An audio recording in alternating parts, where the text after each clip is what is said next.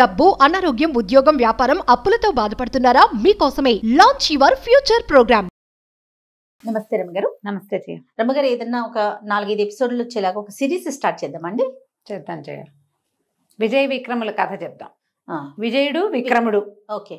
ఇది నాకు పాత పుస్తకాల్లో దొరికింది జయ. చాలా కొంచెం పాతదే బుక్. ఏ సంవత్సరంలో పబ్లిష్ అయిందో కనపడలేదు, కానీ మానెం లింగరాజు గారు రాశారు దీన్ని. వారు ఎప్పుడు రాశారో, ఎందుకంటే భాష లేటెస్ట్ భాషగా లేదు, అదేలేండి. 70ల్లో భాష కాదనిపించింది. ఇంకా కొంచెం గ్రాంధికమైన భాషే ఉంది. మరి టఫ్గా ఉందని నేను చెప్పను, కానీ కొంచెం గ్రాంధిక భాషే ఉందన్నమాట.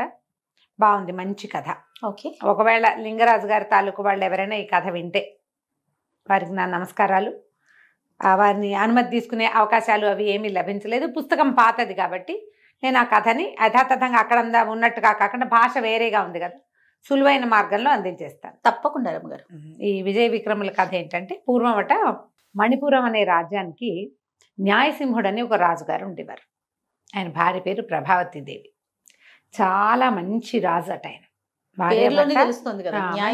న్యాయసింహుడు బాగా పెట్టారు కదా, అదే కదా. ఎంతో అన్యోన్యంగా ఉండేవాళ్ళు.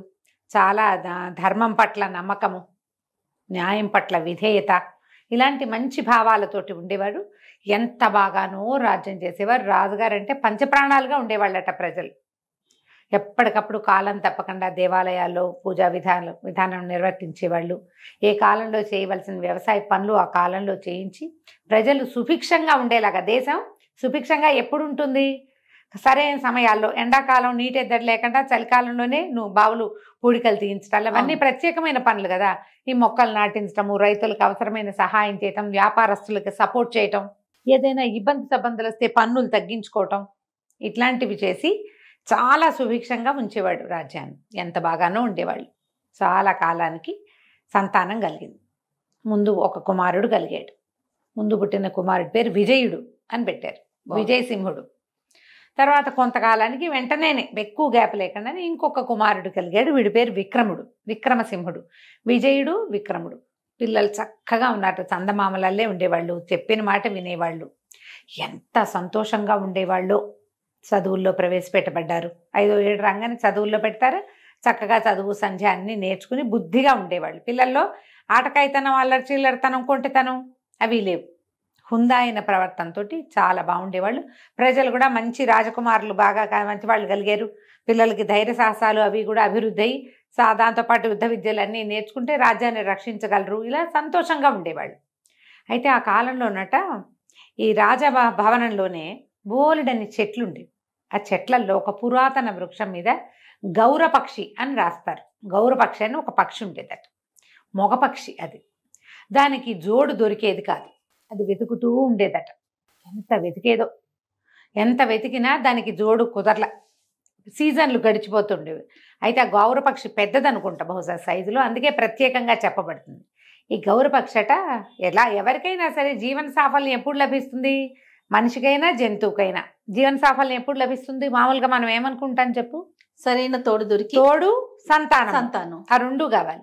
తోడు లేదు, సంతానము లేదు. అందుకని ఈ పక్షట సింహళ దేశం దాకా ఎగిరి వెళ్ళి సింహళంలో ఒక పెద్ద గౌరపక్షితోటి స్నేహం చేసి దాని కూతురుతోటి జతకట్టింది. శ్యామ అనే ఒక పక్షితోటి జతకట్టిందట.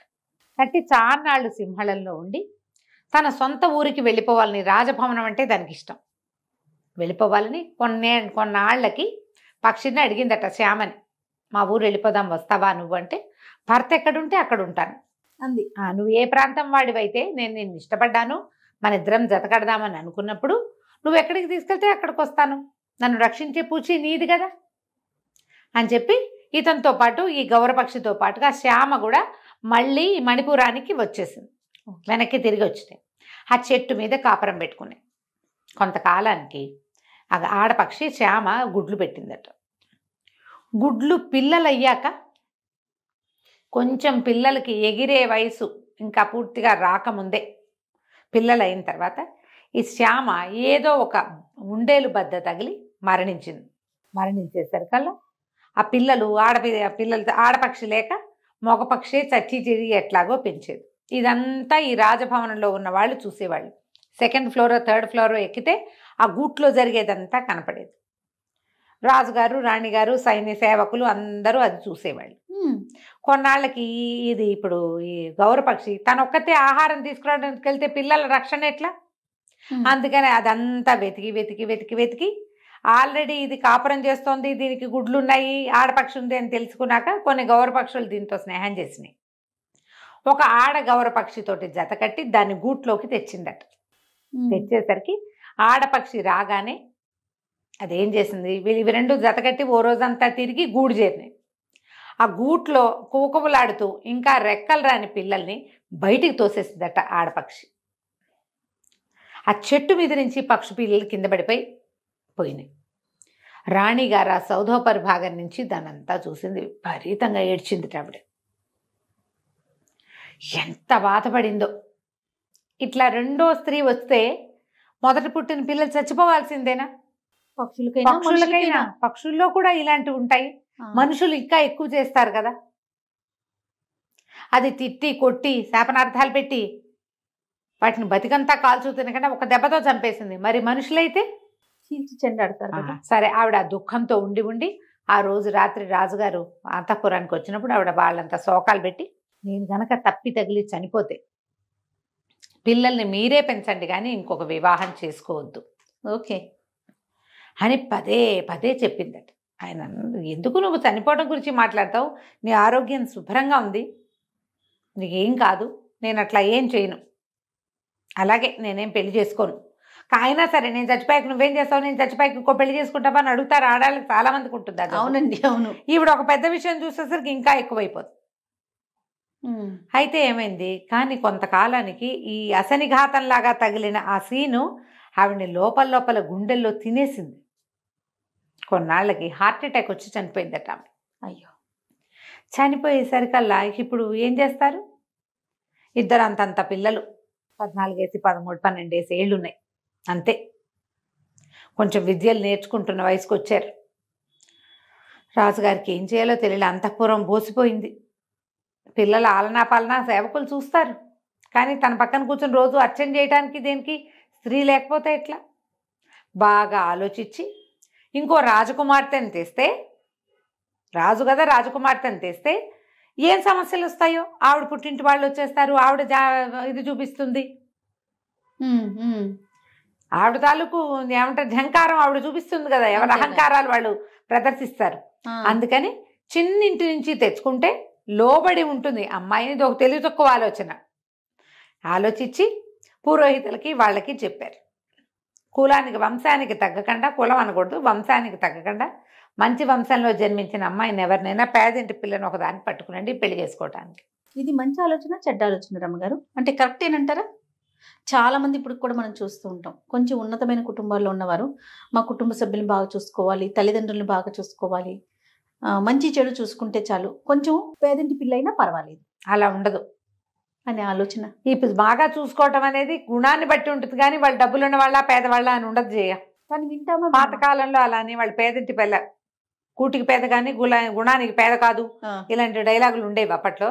ఇప్పుడైతే అట్లా ఏమీ లేదు. ఇప్పుడు తూచే రైట్ తూచే. ఏ ఇంట్లో వాళ్ళైనా చిన్నింటి వాళ్ళైనా సరే గుణం చూసే గుణం లేకపోతే, మంచిగా ఉండే గుణం లేకపోతే పెద్దవాళ్ళు లేదు చిన్నవాళ్ళు లేదు, ఇలాంటి గుణాలు ఎవరి దగ్గరైనా ఉంటాయి, దుర్గుణాలు.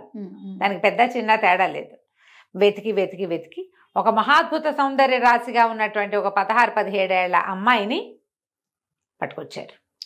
పిల్ల పేరు రత్నమాల, చక్కటిది. ఇంత అందంగా ఉండేసరికి రాజుగారు అమ్మాయి సౌందర్యానికి లోపడ్డాడు. ఆయనకు 40 వచ్చినాయి. మహాద్భుత సౌందర్య రాశి, చిన్నపిల్ల, యాక్టివ్గా చురుగ్గా ఏమిటో అదిగా ఇదిగా ఉండేసరికల్లా సహజంగా పడిపోతారు మగవాళ్ళు. అదే కదా. దాంతో ఈయన భార్య ప్రేమికుడైపోయాడు.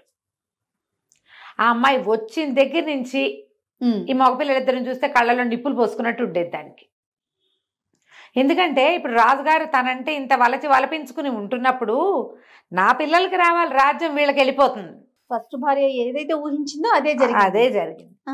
ఆ పిల్లల మొహాలు గిట్టేవి కాదు ఆవిడకి, బిషప్ చూపులే ఎప్పుడు వాళ్ళ మీద. అయితే ఏమైందట, ఒకనాడు ఈ మగపిల్లలిద్దరూ బాలాడుకుంటారట అంతఃపురం కింద బయట. మరీ చాలా పెద్ద పిల్లలు అయిపోలేదు కాబట్టి వాళ్ళ గదులు కూడా అంతఃపురంలోనే ఉన్నాయి. ఈవిడ ఒక పక్కన ఉంది. ఈ పై భాగంలో ఒక పెద్ద నీళ్ల కొలం లాంటిది ఏదో ఏర్పరిచారు. ఆవిడ అక్కడ స్నానం చేస్తుంది.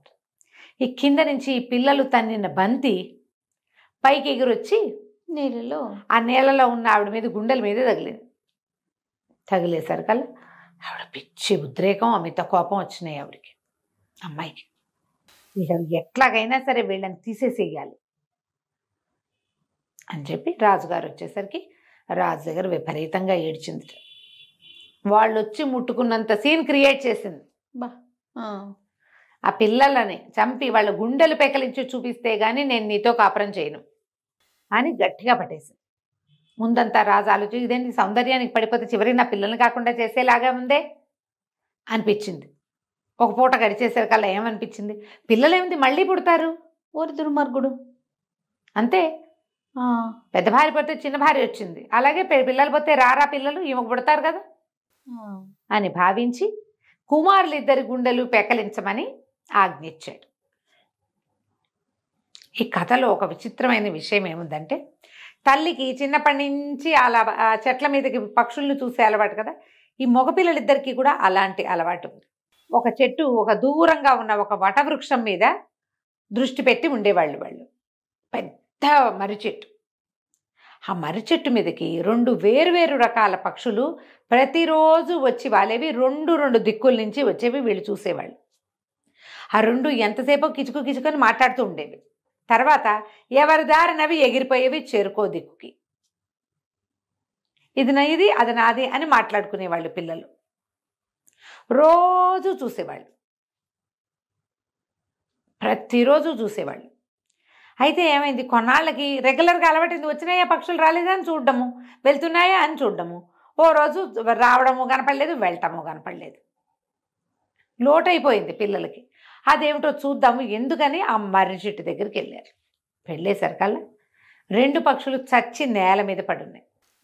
అయ్యయ్యో ఇవి చచ్చిపోయినాయి, ఎందుకు చచ్చిపోయినాయో అని చెరుకో పక్షిని ఎత్తుకున్నారు. పెద్ద పెద్ద పక్షులు అవి, పాతి పెడదాం అలాంటి ఆలోచన చేశారు. ఇవి ఎందుకు చచ్చిపోయినాయో వాటికి అర్థం కాదు, వాళ్ళిద్దరికీ తెలియలే. అయితే నడిచి ముందుకెళ్తుంటే ఆ మర్రి చెట్టు మీద ఉన్న ఒక ముసలి గుడ్లగూబ వెనకాల నుంచి మాట్లాడింది. ఏం మాట్లాడిందట, ఈ పక్షులు చాలా విచిత్రమైనవి, ఒక వింతైన విషయం చెప్పింది. దాంతో రాకుమారులిద్దరూ ఈ పక్షుల్ని కాల్చి మామూలుగా తింటారు కదా, తిన్నారు. ఆ గుడ్లగూబ ఏం చెప్పిందంటే, ఓ రాకుమారులారా, ఈ పక్షులున్నాయే ఇవి చాలా వింతైనవి, ఇవి కొంతకాలంగా ఇక్కడికి వచ్చి మాట్లాడుకుంటున్నాయి. వాటి మాటలు చాలా వింత విచిత్రమైనవి. ఒకదానికి దేనికి దానికి అదే గొప్ప, నేను గొప్ప అంటే నేను గొప్ప అనుకునేవి. అయితే వాటి 2 గొప్పలు ఏంటంటే, ఒకటిది రతనాల బొమ్మ, ఇంకొకటి ముత్యాల వేణి. నన్ను చంపి తిన్నవాడికి, నన్ను కాల్చుకుని తిన్నవాడి కంట్లో నుంచి నీ ముత్యాలు రాలుతాయి అని ముత్యాల వేణి. నన్ను తిన్నవాడు నవ్వితే నవరత్నాలు రాలుతాయి, రత్నాలు రాలుతాయని రత్నాల బొమ్మ. వాదులు అడుకునేవి, నువ్వు గొప్ప నేను గొప్ప అని. దైవవశాత్తు అవి ఈరోజు మరణించి వెంటనే దొరికినాయి మీకు. వీటిని అవే మరణించినాయి, వాటికి సమయం అయిపోయింది. నేను ఎవరికి దొరుకుతానో వాడు అదృష్టవంతుడు. ఇప్పుడు దొరికింది, అది 2-3 రోజుల తర్వాత దొరికింది అనుకో, 2-3 రోజుల తర్వాత దొరికితే ఎవరు వాటిని తింటారు? తినరు. నన్ను కాల్చుకుని రెక్కలతో సహా నన్ను కాల్చి తిన్నవాడికి నోట్లో నుంచి నవ్వితే నా రత్నాలు రాలుతాయి అంటుంది ఒకటి. నన్ను కాల్చుకుని తిన్నవాడికి కన్నీరు గారితే ముత్యాలు రాలుతాయి అంటుంది రెండోది. మీ అదృష్టవశాత్తు 2 దొరికినాయి మీకు, ఇప్పుడే చచ్చిపోయినాయి, ఇప్పుడే దొరికినాయి, మీ అదృష్టాన్ని పరీక్షించుకోండి అని చెప్పి ఈ పిల్లలిద్దరు ఏం చేశారు, పక్షి మాంసం తింటాం సహజమే, అదేం పెద్ద విచిత్రము తప్పు అలాంటివి చెప్పకూడదు అని అనుకోకండి. ఒకవేళ మీ పిల్లలకి చెప్పకూడదు అనిపిస్తే మానేయండి, ఇంకోటి ఏదైనా రకంగా చెప్పండి. ఈ రోజుల్లో సహజమైతే కదా ఇది, అదే కదా. అక్కడి నుంచి ఏం చేశారు వీళ్ళు, పక్షుల్ని 2టిని కాల్చుకుని చెరిసగం మాంసం భుజించారు. దీన్ని ఒకదాన్ని ఇద్దరు, ఇంకొక దాన్ని ఇద్దరు చెరిసగం భుజించారు. తెలివి, వాళ్ళు తెలివి చూడండి. నవ్వితే రత్నాలు రాలుతాయి, ఏడిస్తే ముత్యాలు రాలుతాయి. ఈ పిల్లలు ఇంత ప్రత్యేకమైన వాళ్ళు. వీళ్ళకి గుడ్లగూబ మాట్లాడింది మానవ భాషలో కాదు, పక్షి భాష. అది అర్థమైంది. ఈ 12-14 సంవత్సరాల బొట్టికాయ చిన్నపిల్లలకి పక్షుల భాష కూడా తెలుసు. ప్రత్యేకమైన పిల్లలు. అక్కడి నుంచి వాళ్ళు ఎప్పుడైనా పక్క నవ్వారా రత్నాలు రాలుతాయి నోట్లో ఇంచి. పిల్లలు ఏ తప్పి తగిలి కడుపులో నొప్పో కాలు నొప్పో వచ్చి ఏడ్చి రాకుమారులు ఊరికే ఎందుకు ఏడుస్తారు? ఒక్క చుక్క కంట్లో వచ్చి నీళ్ళు వచ్చిందంటే ముత్యాలు రాలుతాయి. అలాంటి పిల్లల మీద ఈ రెండో రాణి అయినటువంటి రూపమతో రత్నమాలో దాని పేరు, ఆ అమ్మాయి చెప్పిన మాటలు విని ఇలాంటి కుమారులు మళ్ళీ పుడతారా ఎవరికైనా? ఈ విషయం తెలుసా అండి? తెలుసు, మొత్తం ఊరంతా ప్రచారంలో ఉంది, అది అందరికీ తెలిసిందే. రాకుమారులు ప్రత్యేకమైన వాళ్ళు. అయినా సరే వీళ్ళని చంపి గుండెకాయలు పట్టుకురమ్మని సైనికులకు పంపించారు. ఆ సైనికులకు ఉత్తరం రాసిచ్చారు. పిల్లల్ని వాళ్ళు మోసుకుపోయారు. మోసుకుపోతే ఏమిటి ఎక్కడికి తీసుకెళ్తున్నారు ఏమిటి అంటే, నాయన మీ నాన్నగారికి కరుణ లేదు, ఇంకా కుమారులు పుడతారని నిర్ణయించుకున్నారంటే పిల్లలు వలవల ఏడుస్తుంటే వాళ్ళ కళ్ళలోంచి రాలుతున్న కన్నీటి బొట్లు ముత్యాలుగా మారుతుంటే వీళ్ళు ఉన్నారు కదా తలార్లు, ఒక్కో ముత్యం ఏరుకుంటూ పిల్లల్ని మోసుకుపోయారు. అబ్బా, మోసుకెళ్ళి చేతులు రావటల్లా చిన్న పిల్లలు రాకుమారులు, రేపొద్దున రాజు కావాల్సిన వాడు పెద్దవాడు, పిల్లలేమో ప్రత్యేకమైన పిల్లలు, ముట్టుకుంటే పాలుగారు ఎలాంటి వాళ్ళు, రాణిగారు ఎంత మంచిదో, లేక కలిగారు, చేతులు రావటల్లా చేయలేకుండా ఉండలేకపోతున్నారు. ఇంతలో ఏమైంది? సరే బాగా ఆలోచించుకుని తలార్లు ఏం చేశారు, పిల్లల్ని కూర్చోబెట్టారు, వంగబెట్టేశారు, ఇట్లా తలకాయల కిందకి పెట్టించారు. కత్తి ఎత్తేసరికి అలా వెనక నుంచి ఓ బాణం వచ్చి తగిలింది తలారికి. వాడికి తగల, ఆ కత్తి తగిలింది. కత్తి దింపేసి చూస్తే మంత్రి బుద్ధిమంతుడు ఆయన పేరు, ఆయన వచ్చాడు. వచ్చి ఒరే మీ దుంపల దగ్గర చంపేస్తారేమిట్రా పిల్లల్ని, పంపించేసేయండి. మరి రాజాజ్ఞ అట, రాజాజ్ఞ అయితే ఏమిటి, ఏదో ఒక జంతువుని చంపి 2 గుండెలు పట్టుకెళ్ళి చూపించండి రా, ఇట్లాంటి ప్రత్యేకమైన పిల్లల్ని చంపుతారా రాకుమారులు, వదిలిపెట్టేసేయండి, బతుకుంటే వలసాకు తింటారు, ఏదో ఒకటి వాళ్ళ బతుకులు వాళ్ళు బతుకుతారు, మన దగ్గర ఉండకపోతే పోని వదిలేయండి. చాలా బలవంత పెట్టాడు. తలార్లు ముందు వెనక ఆలోచించుకున్నారు ఏం చేయాలి. రేపొద్దున తప్పి తగిలి రాకుమారిద్దరు రాజుగారు కంటపడితే ఎవరెవరా తలారి వేధవులు చంపలేదని అని మన ఏమైనా శిక్షిస్తాడేమో, అసలు పిల్లలు బతికి వెనక్కి వస్తారా, ఇవన్నీ ఆలోచించి రాకుమారులిద్దరిని వదిలిపెట్టేశారు.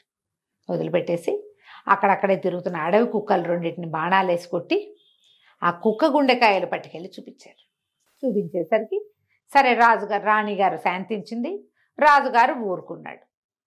కొద్ది రోజులు గడిచాక ఒకనాటి సాయంకాలం ఆవిడ తలనొప్పిగా ఉందని తోటలోకి వ్యాఖ్యాళికి మామూలుగా తిరగడానికి వెళ్తారుగా భార్యాభర్త, ఆవిడ పైనే ఉండిపోతే ఈయన నడుస్తున్నాడు, అటు ఇటు నడుస్తూ ఏ చెట్టు మీద అయితే గౌరపక్షి జంట ఉండేదో ఆ చెట్టు కిందకి వెళ్ళేసరికి ఆయనకి పూర్వం రాణిగారు ప్రభావతీదేవి అన్న మాటలు గుర్తొచ్చింది.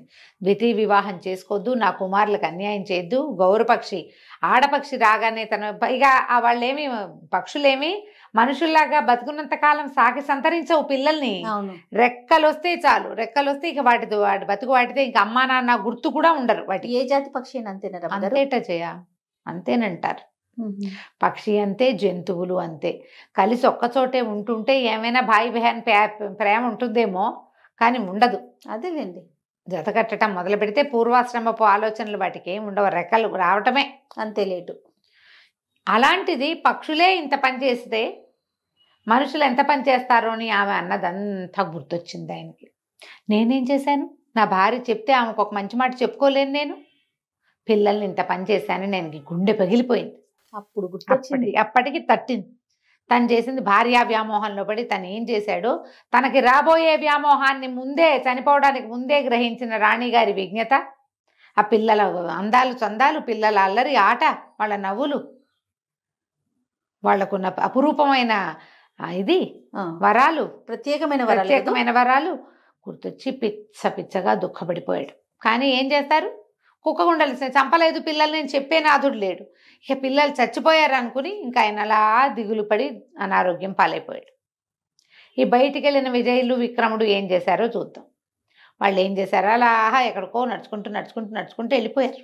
నడుచుకుంటూ వెళ్తే ఏమైంది, చెట్టు కింద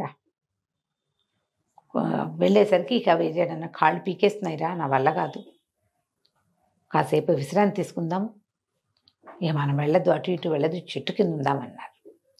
ఉందామంటే సరే అన్నాడు. దగ్గరలో ఆహారం దొరికే మార్గం ఏముందో చూద్దాం, నీ కింద ఉంటా, నువ్వు చెట్టెక్కంటే తమ్ముడిని చెట్టెక్కిచ్చాడు. తమ్ముడు చెట్టు మీదకి పైకి ఎక్కి చూసి అన్న ఏదో నగరం కనపడుతోంది, మరి అక్కడికి వెళ్తే ఏమైనా ఆహారం లభిస్తుందేమో చూద్దాం అనుకున్నారు. వీళ్ళు అడవిలో ఎంతకాలమో తిరిగారు. ఇక్కడి నుంచి వెళ్ళటమే డైరెక్ట్గా అక్కడికి వెళ్తున్నారు, పెద్దవాళ్ళు అయ్యారు, ఇంకా కొన్ని సంవత్సరాలు గడిచినాయి. వీళ్ళకి అడవుల్లోనే తిండి తిప్పలు తింటాం, కానీ ఎక్కడికి వెళ్ళినా వీళ్ళు కత్తు తిప్పటము విల్లుంబులు వేయటము అవి మానుకోలే. వాళ్ళు విద్యలు ప్రాక్టీస్లోనే ఉన్నాయి, వాళ్ళకి తెలివిగాను ఉన్నారు. అయితే పైకి ఎక్కితే నగరం కనపడుతోందంటే అన్నయ్య ఏమన్నాడు, సరే నువ్వు ఇక్కడే ఉండు చూద్దాం అనుకున్నారు. ఇది ముందు ఏదో పల్లెకెళ్ళి ఏదో తెచ్చారు. అక్కడి నుంచి ఏమైంది, అన్నయ్య ఏదో ఆహారం తేవటానికి వెళ్తే ఈ తమ్ముడు ఏం చేశాడు, చెట్టు ఎక్కినప్పుడు పైన 2 మైనాలు కనపడ్డాయి. ఆ మైనాలు ఏవో మాట్లాడుతున్నాయని చెట్టు పై కొమ్మల మీదకి ఎక్కి విన్నాడు. వినేసరికి ఆ మైనాలు 2 మాట్లాడుకుంటున్నాయి. ఏమని, ఇవాళ చాలా అద్భుతమైన రోజు. ఎంత అద్భుతమైన రోజు అంటే మనకు ఒక యోగం పట్టబోతోంది. మనని ఎవడు భుజిస్తాడో వాడు రాజు అవుతాడు అని చెప్తోంది మగపక్షి. పగపక్షి చెప్తే ఆడపక్షి అంది, నిన్ను తింటేనే రాజు అవుతాడు, నన్ను తింటే రాజు అవడు. ఈ సంగతి ఎవడికి తెలుస్తుంది? ఇప్పుడు మనని చంపబోయేవాడు ఎవడు? ఆనంగానే పిల్లాడు ఏం చేశాడు, టక్కిని పట్టేశాడు పక్షుల్ని. మళ్ళీ వాళ్ళు ఇన్ని రోజులు ఆహారంగా పక్షుల్నే తీసుకుంటున్నారు, పక్షులు గుడ్లు. మరి వాళ్ళు బతకాలి కదా, ఇంక వేరే దారేది ఆహారానికి? ఏవో కాయలు కసర్లు ఉంటాయి, మాంసాహారం కావాలి ఎంతో కొంత. పట్టుకున్నాడు. పట్టుకొని కిందకి వచ్చాక ఏమనిపించింది, ఈ పెద్ద మగపక్షిని నేను తినేస్తే నేను రాజు అయితే అన్నయ్య బంట అవ్వాల్సి వస్తుంది, అందుకని నేను తినకూడదు, ఇది అన్నయ్యకే పెట్టాలని అట్టి పెట్టాడు. అన్నయ్య ఆ పక్కనున్న ఊర్లోకి ఏదో చూసి ఏదో ఉప్పు కారం కొంచెం అవి ఇవి ఏవో పట్టుకొచ్చాడు. పట్టుకొస్తే అన్న ఇక్కడ మంచి బ్రహ్మాండమైన ఆహారం ఒకటి దొరికింది, మరి మంత్రం పక్షుల్ని కాల్చుకొని తిందాము, ఈ పూటకి తిండి లేకపోయినా పర్వాలేదు, నువ్వు తెచ్చిన వాటిని సర్దుకుందామని చక్కని నిప్పు రాజేసుకొని కూర్చుని రాత్రిపూట ఏం చేశారు, 2 పక్షుల్ని కాల్చి మగ పక్షిని పెద్దవాడు, ఆడపక్షిని చిన్నవాడు తినేశారు. తినేసి ఇక బయలుదేరారు. చిన్నవాడు గట్టిగా నమ్ముతున్నాడు, పక్షులు వాటిలో అవి మాట్లాడుకునేటప్పుడు అబద్ధాలు ఆడవు, అన్నయ్య రాజు అవుతాడని నమ్మాడు. వీళ్ళు వెళ్తుంటే ఒక సింహం ఎదురుపడింది. అది ఆహారం భుజించేసి ఉంది. భుజించి అదేం చెప్పిందంటే, మీరు ఒక పొరపాటు చేశారు, పక్షుల్ని కనుక కాల్చకుండా తినుంటే వెంటనే రాజైపోయేవాడు, మీకు ఏ ఇబ్బందులు ఉండేవి కాదు. కాల్చి తినటం వల్ల మీకు కొన్ని కష్టాలు తప్పవు, రాజవటం ఖాయం. కష్టాలు అయితే ఉన్నాయి, కష్టాలు మీకు, మీ ఇబ్బందులు ఇప్పట్లో తీరవు. ఎప్పుడో రాజ్యాన్ని వదిలేసి రోడ్ల మీదకి వచ్చారు వీళ్ళు, అడవిలో పడి ఉన్నారు. మీ సొంత రాజ్యం ఉన్నా మీకు రాజ్యం లేని పరిస్థితి, కానీ కొన్ని కష్టాలు ఇబ్బందులు మీకు తప్పవు అని చెప్పి వెళ్ళిపోయింది సింహం. వీళ్ళకి సింహం భాష కూడా వచ్చు, జంతువులు పక్షుల భాషలు. నడిచి చూద్దామనుకున్నారు. అన్నయ్యకి కూడా తెలుసండి ఈ విషయం? తెలిసిపోయింది, చెప్పాడు తమ్ముడు, ఇది తినేసే నువ్వని. ఓకే, వెళ్ళారు ముందుకి. వెళ్ళగా ఏమైంది, ఒక చెట్టు ఎక్కి చూస్తే దగ్గరలో నగరం కనపడతాం. అన్నయ్య అన్నాడు, నువ్వు ఉండు, నేను నగరంలోకి వెళ్ళొస్తా, ఏమైనా పట్టుకొస్తాను. ఇద్దరం వెళ్ళి ఇద్దరం దొరికిపోయే బదులు నేను రాకపోతే నువ్వు నా కోసం వద్దు కానీ అని చెప్పి తమ్ముడిని ఇక్కడ అట్టి పెట్టాడు. కుర్రవాడు నగరంలోకి వెళ్ళాడు. ఆ రోజున ఆ నగరంలో, అది భద్రావతి నగరం, యువరాణికి ఇవి జరుగుతున్నాయి. ఏమిటది, మన స్వయంవరం జరుగుతుంది అక్కడ. ఎంతమందిలో రాజులు వచ్చి ఉన్నారు. అయితే యువరాణి ఏం ప్రతిజ్ఞ చేసిందట, భద్రగజం ఎవరి మెడలో దండ వేస్తుందో వాడిని పెళ్లి చేసుకుంటానని చెప్పింది. బాగుంది. వీడు ఏదైనా పని కానీ డబ్బులు కానీ అవకాశం కోసం కానీ వెళ్తే ఇదంతా జనమంతా ఆ సభలోకి వెళ్తుంటే ఈ కుర్రాడు కూడా సభలోకి వెళ్ళాడు, ఈ విజయుడు కూడా. ఆ భద్రగజం దోపలంతా తిరుగుతోంది, అదంతా యువతలకు వచ్చి సాధారణమైన బట్టల్లో యువతల నుంచున్న ఈ విజయుడు మెళ్ళ వేసిందంట. అందరూ కేకలు పెట్టారు, ఇదేంటి రాజకుమారులు వదిలేసి ఎవరో మామూలు వాడిని పట్టింది ఇది. కొంతమంది యువకులు పరిగెత్తుకుంటూ వచ్చేస్తే దండ తీసేశారు మెళ్ళలోంచి. వీడు కాదు అన్నారు. మళ్ళీ ఏనుకి దండ ఇచ్చారు. ఆ కుర్రాన్ని పోరా అవతల కంటే వీడు ఇటుపోయి ఇటు నుంచి పోయి అవతల పక్కన ఉంచున్నాడు. అదంతా తిరిగి వచ్చి మళ్ళీ వీడి మెళ్ళలోనే వేసింది దండ. యువరాజు మీకు కుర్రాడి మెళ్ళలోనే దండ వేస్తుంది. 2 సార్లు 3 సార్లు ఎన్నిసార్లు దండ తీసినా అది అక్కడే వేస్తాం. 3 సార్లు అయింది. అయ్యేసరికి అంత గగ్గోలు పెట్టారు, ప్రజలు అరిచి కేకలు పెట్టారు. యువరాణి ప్రతిజ్ఞ ఏమిటి, దండే ఎవరికి ఎవరి మెడలో వేస్తే పడితే వారే. వాడు ముష్టివాడైనా మాస్టివాడైనా చేయవలసిందే పెళ్లి. యువరాణి కూడా తను ఒప్పుకున్న దానికి తను ప్రతిజ్ఞ చేసింది కదా, ఏనుగు చేసిన ఎంపికని నేను గౌరవిస్తానని. భద్రగజం ఎంపిక చేసింది కాబట్టి విజయుడికి రాకుమార్తెకి వివాహం చేసేశారు. ఆ రాకుమార్తె పేరు విద్యావతి. వివాహం అయిపోయింది. వివాహం అయిపోతే వివాహపు వేడుకలను జరిగిన ఈ అబ్బాయి స్నానం చేశారు, మంచి బట్టలు వేశారు, గందరగోళంగా జరిగింది. అయితే ఈ స్వయంవరానికి వచ్చిన వాళ్ళలో మధుకరుడని ఒక రాజు. అతనికి నచ్చల. ఎలాగైనా ఈ విజయుడిని చంపేసి విద్యావతిని హ్యాండిల్ ఏమైనా సంపాదించాలి అన్న కోరికతోటి ఉన్నాడు. ఈ అబ్బాయికి మా తమ్ముడు అక్కడ ఉన్నాడు ఆ చెప్పే అవకాశం విజయుడికి లభించల. రాజు అవుతారని అన్న మాట, ఆ పక్షిని తింటే రాజు అవుతావు, పక్షులు చెప్పే నేను విన్నాను అని చెప్పాడుగా తమ్ముడు, అది ప్రూవ్ అయింది. కొంచెం ఇక్కడ సెటిల్ అయ్యాక తమ్ముడిని తెచ్చుకోవచ్చు అనుకున్నాడు. 4 రోజులైంది. ఈ పెళ్లి హడావిడిలో ఈ అబ్బాయి ఇక్కడ ఉండిపోయాడు, తమ్ముడు అడవిలో ఉండిపోయాడు. చూసి చూసి చూసి చూసి వాడు కూడా నగరం వైపుకి నడవడం మొదలుపెట్టాడు. నగరంలోకి నడిచొచ్చాడు. వచ్చి ఒక పెద్ద తోట ఏదో ఉంటే ఆ తోట బయట కూర్చున్నాడు. ఏం చేయాలో తెలియలే, కాలిపోతుంది కడుపులో. దానికి తోడు నడక. ఏదో కాస్త కాయ పండు తిన్నాడు కానీ ఆహారం సమృద్ధి అయింది దొరకల. అక్కడ ఏమి జంతువులు లేవు. ఏదో ఒకటి చంపి తినటానికి కూడా, వండుకుని తినడానికి జంతువులు లేవు, ఆహారం లభించలేదు. సరే ఉండేసరికల్లా ఆ తోటల పర్యవేక్షణ చేసేటువంటి ఒక అతను, పెద్ద తోటమాలిలో పెద్దవాడు అనమాట, పెద్ద అధికారి వచ్చి, ఏమన్నా దిగులుగా ఉన్నావు, ఏమిటి నీ సంగతి సందర్భం అంటే, ఏం చేయను, 4 రోజుల నుంచి ఆకలిగా ఉన్నాను, మా అన్న నన్ను అడవిలో విడిచిపెట్టి నగరంలోకి వచ్చాడు, మళ్ళీ రాలేదు, అన్న ఏమైపోయాడు అని దిగులు ఆకలి బాధతో ఉన్నానంటే, అతను ఏం చేశాడు, ఆ అధికారి కుర్రవాడికి భోజనం పెట్టించి, నువ్వు ఏదైనా పని చేస్తానంటే తోటలో పని చేయమని తోటలో పెట్టుకున్నాడు. ఒకే నగరంలో అన్నయ్య రాజైతే తమ్ముడు తోటమాలి అయ్యాడు. కొద్ది రోజులు ఇలా గడిచినాయి. ఒకనాడు ఒక విమానం లాంటిది ఈ ప్రాంతానికి వచ్చింది. ఒక ఆయన గాలిలో తిరిగే ఒక మర విమానాన్ని తయారు చేయించుకున్నాడు. అది ఈ తోట దగ్గర ఆగిపోయింది. దాన్ని ఏం చేసినా అది కదలకపోయేసరికి ఇది వరకు ఇట్లా అది ఆగిపోయినప్పుడు ఒక నవయువకుడిని బలిస్తే అది కదిలిందట. ఓహో. దాంతో ఆ విమానంలో వచ్చినటువంటి వ్యాపారస్తుల కుటుంబం ఒక యువకుడి కోసం చూడడం మొదలుపెట్టారు. వాళ్ళకి తోటలో ఉన్న చిన్నవాడి విక్రముడి మీద దృష్టి పడింది. విక్రముడి కోసం ప్రయత్నం చేశారు. ఈ తోటమాలిల మీద అధికారి ఉన్నాడు కదా, ఈ కుర్రాడు నా హయాంలో ఉన్నాడు, 1,00,000 వరహాలు ఇస్తే కుర్రాడిని ఇస్తానని ఒప్పుకున్నాడు. 1,00,000 రూపాయలకి నరబలికి విక్రముడిని అప్పచెప్పాడు. అమ్మేస్తే వాళ్ళేం చేశారు, పిల్లాడిని దగ్గర తీసి మాట్లాడి, మా ఇది ఆగిపోయింది, మేము వచ్చిన విమానం ఆగిపోయింది, అందుచేత నిన్ను బలివ్వటానికి కొన్నామని చెప్పేశారు. కలివిడి లబోదిబొమ్మని లబలబలాడి, నన్ను బలివ్వద్దు, మీ విమానాన్ని నేను బాగు చేసి పెడతా, బలిస్తే అయిపోదు, విమానాలు యంత్రాలు అవి రిపేర్ చేయాలి, నేను ప్రయత్నం చేస్తానని శ్రద్ధగా దాని ఏర్పాటంతా చూసి కొన్ని మీటర్ల కిందకి పైకి తిప్పి కాస్త రిపేర్ చేసేసరికల్లా అది కదలటం మొదలుపెట్టింది. వాళ్ళు ఆ 1,00,000 వదిలేసుకుని ఈ అబ్బాయిని కూడా వదిలిపెట్టి, బాబు వెళ్ళిపో, అనవసరంగా నిన్ను బలిచ్చేవాళ్ళము, నీ వల్ల రిపేర్ ఎట్లా చేయాలో కూడా తెలిసింది మాకు, వాళ్ళకి ఇంత పిల్లలు ఉంటే వాళ్ళని దగ్గర కూర్చోబెట్టుకుని చూపించాడు, ఇది నొక్కాలి, ఇది లాగాలి, దీనివల్ల ఇది కదులుతోంది, ఇది సరి చేస్తే అది సరిపోతుంది, గ్రీజ్ పెడితే కూడా సరిపోతాయి ఒక్కొక్కసారి పెద్ద పెద్ద ప్రాబ్లమ్స్.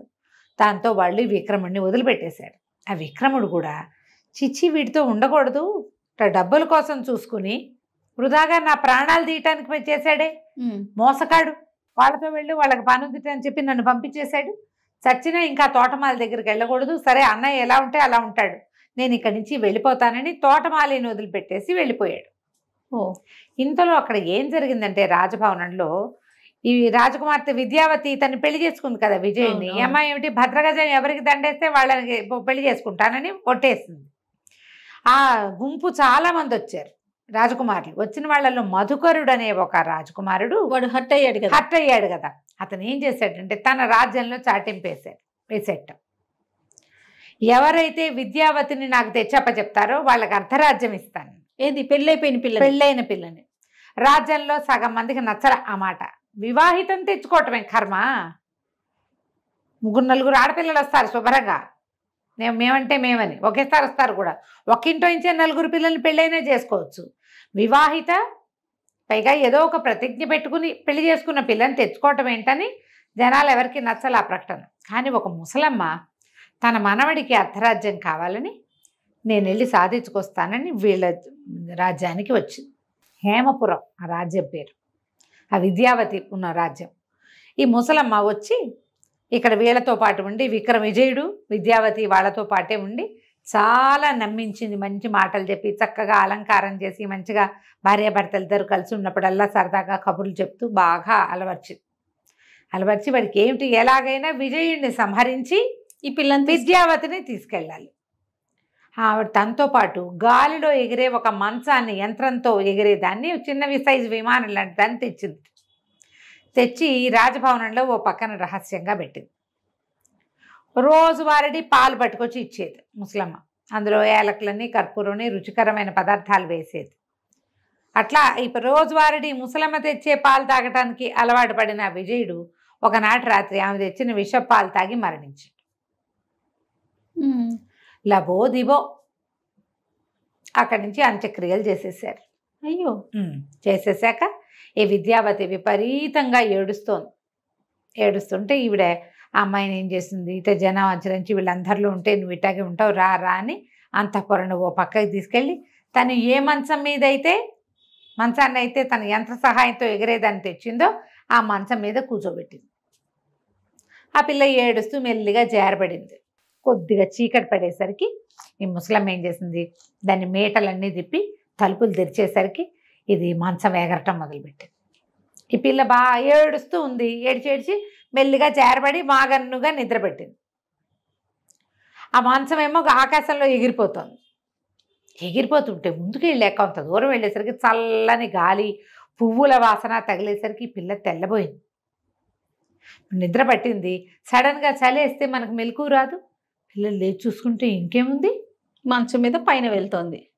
తను మంచం మీద పైన వెళ్తుంది. మంచం మీదే ముసలిది కూడా కూర్చుని ఉంది. క్షణం అయ్యేసరికి ఆ అమ్మాయికి అర్థమైంది.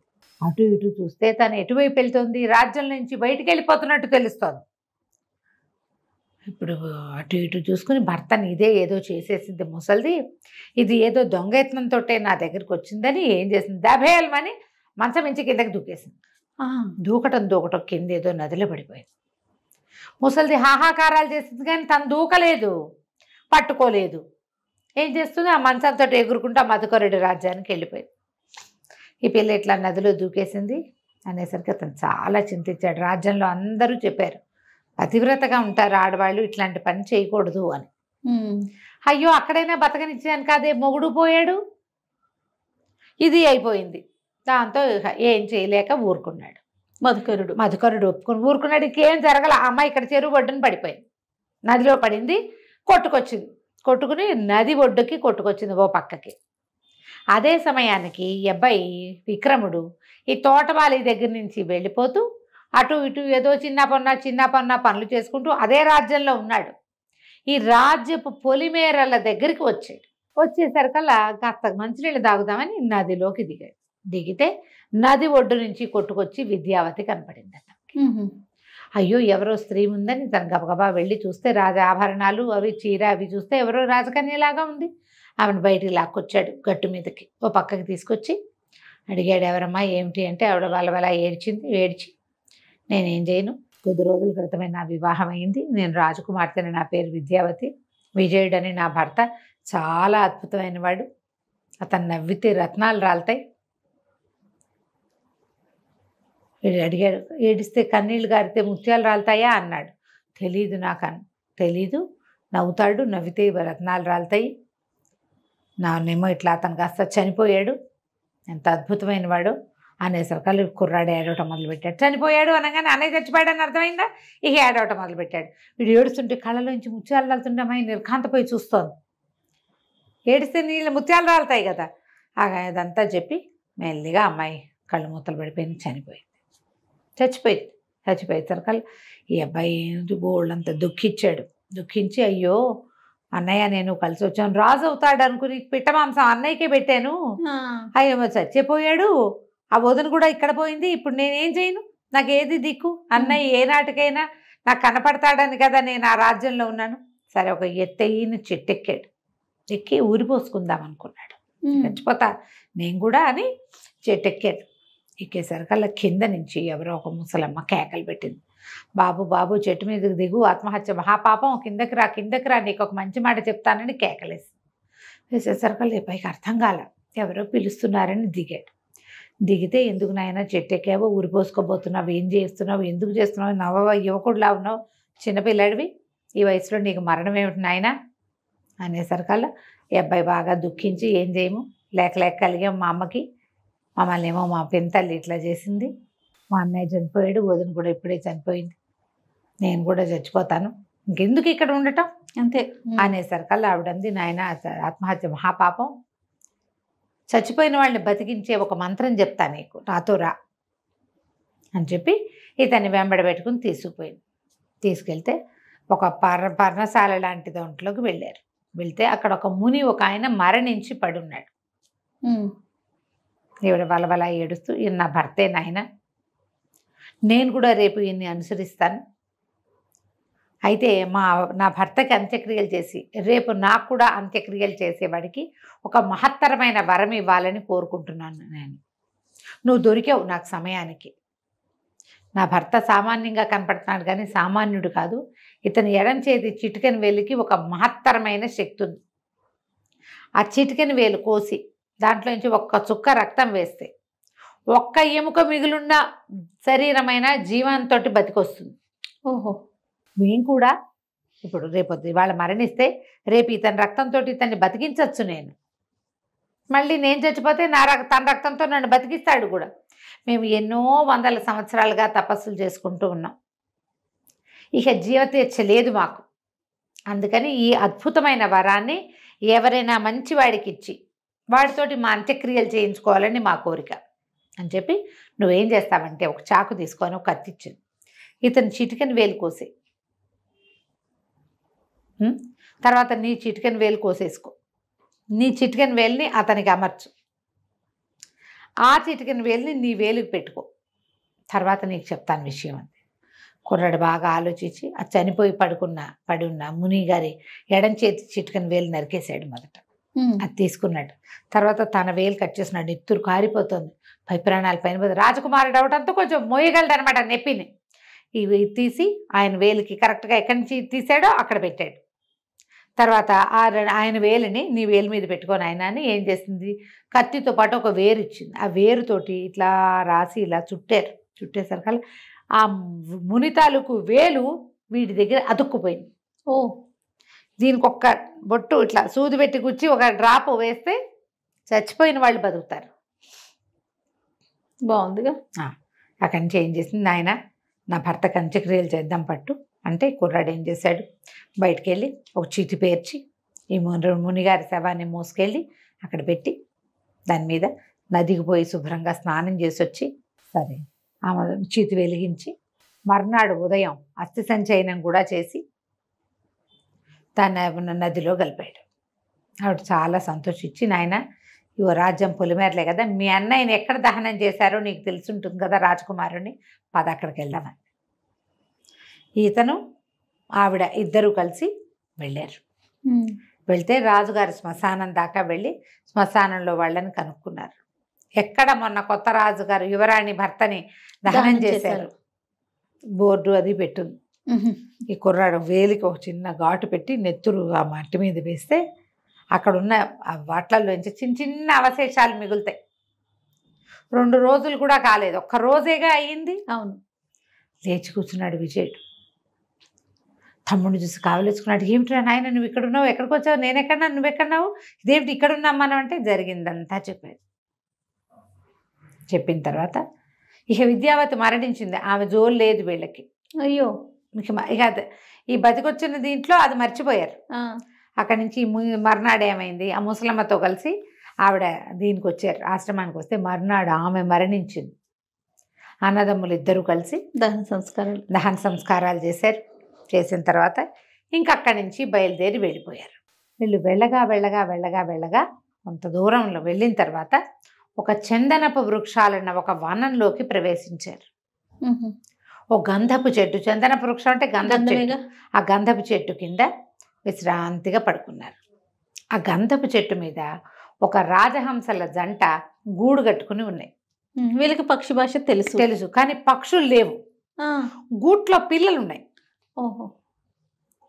వీళ్ళ గంధపు చెట్టు పక్కన పడుకుంటే ఇంతలో ఏమైంది, అక్కడ ఒక పెద్ద మహాసర్పం ఒకటి ఉండేది. అది గుడ్లుని కానీ పిల్లల్ని కానీ తినేసేది. దానికి ఆహారం దొరికితే దొరికినట్టు, ఎప్పుడైనా దొరకకపోతే పైకెక్కి చూసి ఏముందో తినేసేది. పడేసేది. పాము ఇట్లా పైకి వెళ్తుంటే పిల్లలు అమ్మో అమ్మో అమ్మ అమ్మ అని పిలిచినాయి. భయం వేస్తోంది అని వీళ్ళకి వినపడింది. మామూలుగా పక్షి కూతలుగా భావిస్తే పక్షి కూతలే, అదే పట్టించుకునేవాళ్ళు కాదు. అక్కడి నుంచి విజయుడు ఏం చేశాడు, రయ్యమని లేచి ఆ పైకెక్కుతున్న పాముని 2 ముక్కలుగా కొట్టేశాడు. తెగి పడిపోయింది పాము. పక్షి కూతలు మానేసినాయి.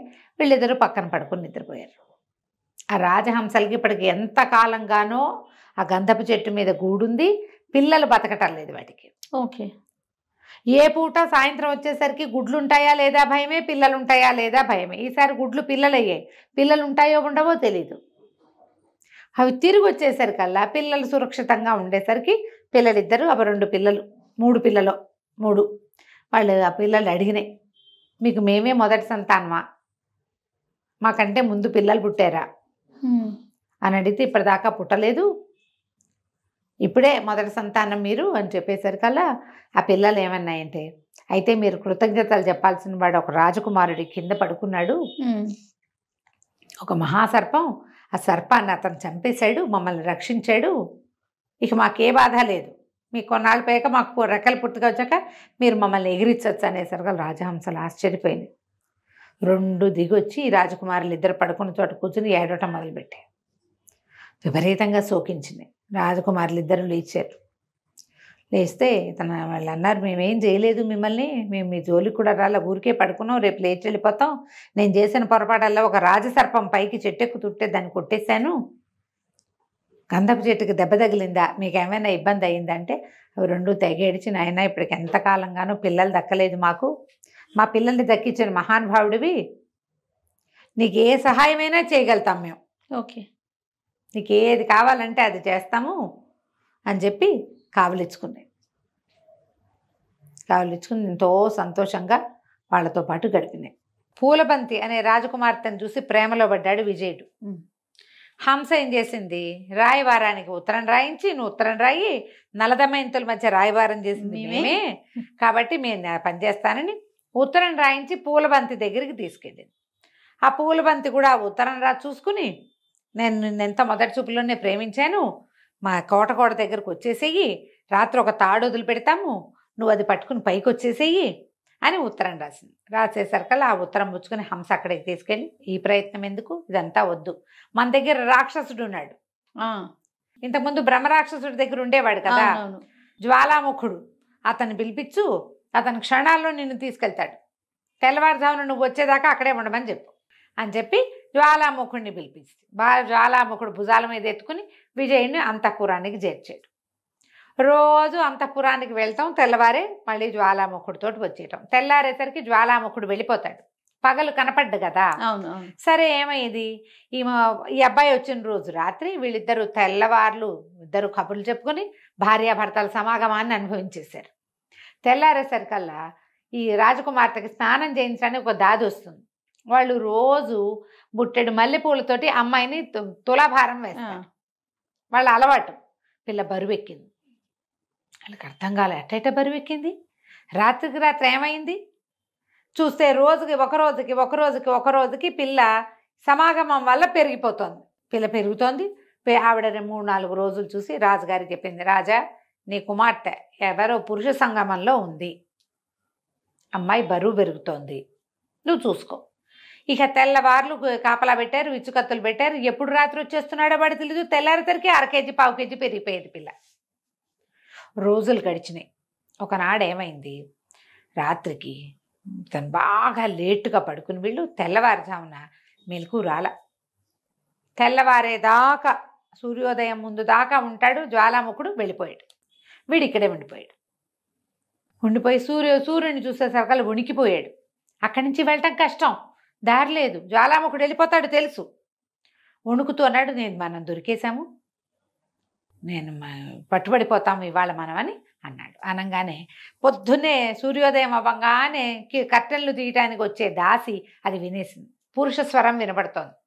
ఇక పరిగెత్తింది రాజుగారి దగ్గర. ఎవరో మొగ్గొంతు వినపడుతోంది అనగానే సైనికులు వచ్చి పడ్డారు.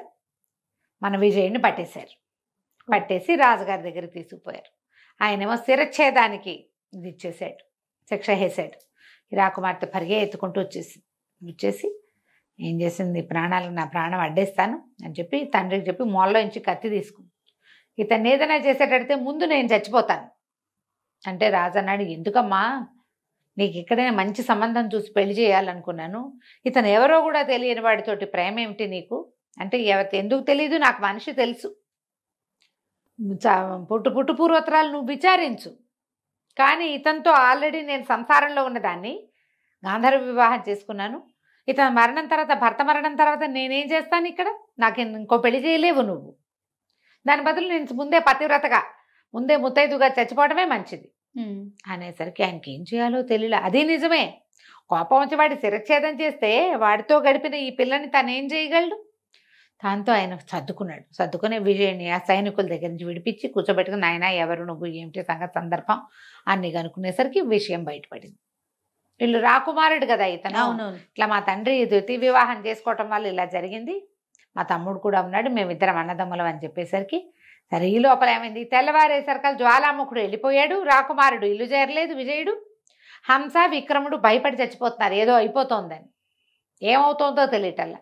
ఈ లోపల సైనికులు వెళ్ళి విక్రముడిని, మీ అన్నగారుని రాజుగారు అల్లుడిగా చేసుకోబోతున్నాడు, రమ్మని పిలిచేసరికి విక్రముడు కూడా వచ్చాడు. ఈ రెండో కుర్రాన్ని చూసేసరికి మంత్రి గారికి అనిపించింది, చక్కగా ఉన్నాడు పిల్లవాడు, రాజుగారు అమ్మాయినేమో పెద్ద బాబాయికి ఇస్తారు, మా అమ్మాయిని రెండో అబ్బాయికి ఇచ్చి పెళ్లి చేస్తానని అడిగాడు ఆయన. అక్కడి నుంచి చక్కగా అంగరంగ వైభవంగా రాజుగారి కూతుర్నేమో విజయుడికి, మంత్రి గారి కూతుర్నేమో విక్రముడికి ఇచ్చి పెళ్లి చేసేసారు. హాయిగా ఉన్నారు. అయితే అక్కడ ఏమైంది, ఈ పిల్లల్ని ఆయన గుర్తొచ్చింది కదా, వీళ్ళ నాన్న భార్య ఏం చెప్పింది బాధపడుతూ, ఆయన కళ్ళు పోయినాయి ఏడ్చి. ఆ రూపమతికి కూడా ఏమనిపించింది, ఆవిడకేమో ఎప్పటికే సంతానం కలగల, ఇంతకాలం అయిందా, 10 ఏళ్ళు అయిపోయింది, 12 ఏళ్ళు, ఇన్నేళ్ళు అయిపోయింది కదా పిల్లలు బయటకు వచ్చేసి, ఇది కనీసం తలకొరివి పెట్టే దిక్కు లేకుండా అయిందే, రాజుకి లేదు నాకు లేదు, వృధాగా ఆ పిల్లల్ని చంపించానని సవితి కుమారులను ఉంచుకుంటే రాజ్యానికి దిక్కుండేది, రాజుకు తలకొరివి పెట్టేవాళ్ళు, నన్ను చూసుకునేవాళ్ళు, నేను ఈ పని చేశాను, పొరపాటు చేశానని చాలా దుఃఖపడేది ఆవిడ కూడా. అయితే ఈ హంసట ఒకరోజు ఇది అన్నదమ్ములిద్దరికీ చెప్పింది, మీరు హాయిగా ఉన్నారు, సుఖంగా ఉన్నారు, కానీ మీ నాన్న మీకోసం ఏడ్చి కళ్ళు పోగొట్టుకున్నాడు, ఓహో మీ సవితల్లి కూడా దుఃఖంగా ఉంది, ఈ రాజ్యం అంతా అలోలక్షణాన్ని అఘోరిస్తోంది, ఎందుకంటే వారసులు లేరు అని అనేసరికి వీళ్ళు ఏమన్నారు, సరేనని రాజుగారితో చెప్పి ఈ జ్వాలాముఖుడి సహాయంతో ఒక వాహనం తయారు చేసుకుని దాని మీద భార్య సమేతంగా తమ రాజ్యానికి వెళ్ళిపోయారు. ఎవరో పరరాజులు దండెత్తొస్తున్నారు అనుకున్నారట వీళ్ళని చూసి, ఎవరో వస్తున్నారు మన మీదకని, ఏమని శబ్దం చేస్తూ పైనుంచి వస్తే మీద పడతారనుకుంటారు కదా. అక్కడి నుంచి వీళ్ళు వెళ్ళి తండ్రిని చూసి తాము బతికే ఉన్నామని తెలియజేసరికి ఆనందం పట్లిపోయారు. బుద్ధిమంతుడు ఉన్నాడు, వీళ్ళకి ఒక మంత్రి ఉండేవాడు కదా, ఆయన రాజకుమారులను గుర్తుపట్టాడు, వీళ్ళు బతికే ఉన్నారనే సంగతి అతనికి తెలుసు కదా. అక్కడి నుంచి కావలించుకున్నారు.